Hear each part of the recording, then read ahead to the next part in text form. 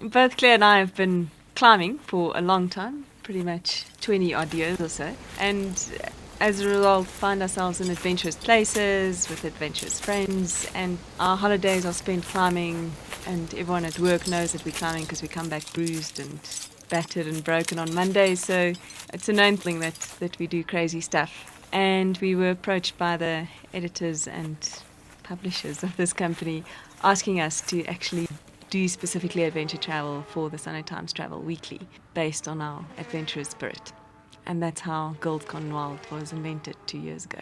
And what's been great about it, it's given us the opportunity to try things that we never would have made time for before. In my case, some skydiving, or in Marianne's case, some scuba diving. So it's given a chance to try different activities, and we really have got a wide range in a book that we've put together now, coming out of our column. I think there's about 15 different kinds of activities. We've combined a few of them. It's really great. It's 18 months worth of travel for the Sunday Times, and it's a comprehensive guide to the things we've done in the last 18 months. So it's not necessarily the best in South Africa. I'm sure there's still lots that we need to go to, but it's just a guide that we could recommend other people to do of the things we've done. The greatest novelty and most fun I had with no effort was the skydiving. I didn't even have a chance to get scared, because if you go tandem skydiving, you're strapped onto a parachute with an instructor, and basically he tosses you out of the plane, and it was so much fun. Honestly, I didn't have any rush of adrenaline, and it was no effort, unlike climbing when you do have to really work hard to get the same kind of high. King swinging off the stadium in Durban is a really exciting activity if you're looking for a quick rush, and it is a beautiful stadium. And then to me, I mean, maybe not so much adrenaline stuff, but more the opportunity to do certain stuff. Like, for instance, I love horse riding, and we've really improved our skills. And the other thing that's really stood out for me is the place it's taken us, really the beauty of this country and the vastness of it. Probably the highlight, which for both of us, I'm sure, which we've both been to by ourselves as well, as the Great Spitzkoppe in Namibia. It's just a fantastic place and isolated, beautiful granite rock on a flat desert. It's just, it's not necessarily always about the adrenaline and the scariness of something. It's about the remoteness and being alone in a space. That's, to me, like a huge privilege of this job.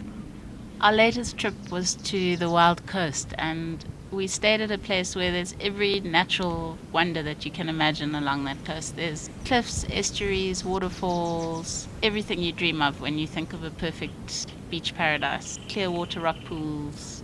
It was really fabulous, and those are the kind of places that we would not have got to without this job. Mostly because we focused our holidays around climbing. We have to tone our activities down for the general reader out there.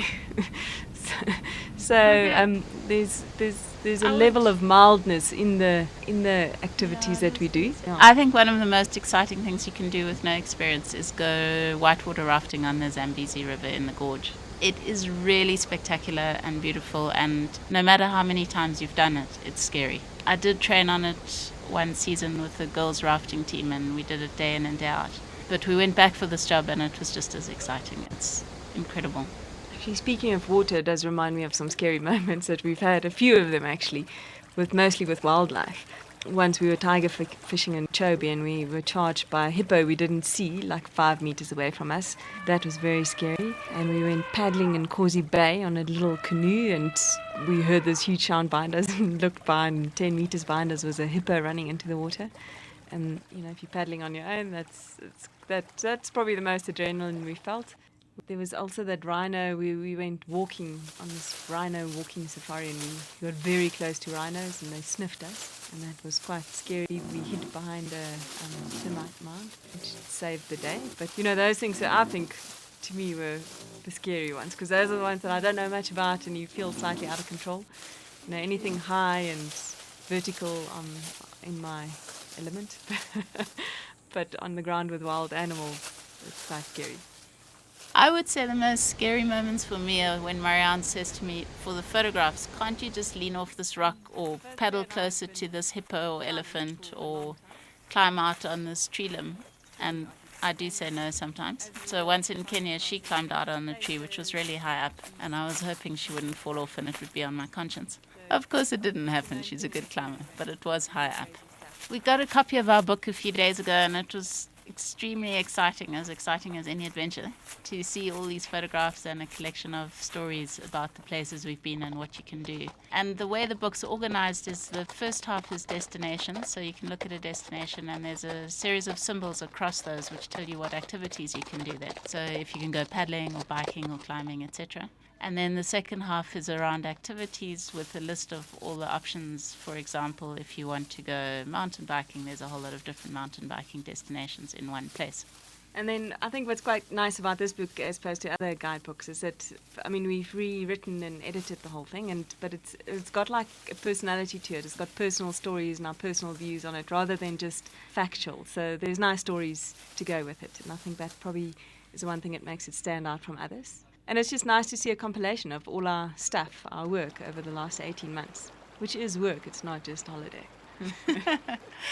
What's also in the book is some child-friendly information, because my son has been traveling with us on and off since he was 5 years old. So there's activities that children can do, for example, canopy gliding or canoeing or skiing. At the moment, Afri-ski in Lesotho is open and it's perfectly set up for kids to go and learn to ski or snowboard. So the information goes beyond sort of hardcore, dangerous activities to fun, relaxing activities. So we hope if there's a book 2, it'll be more hardcore.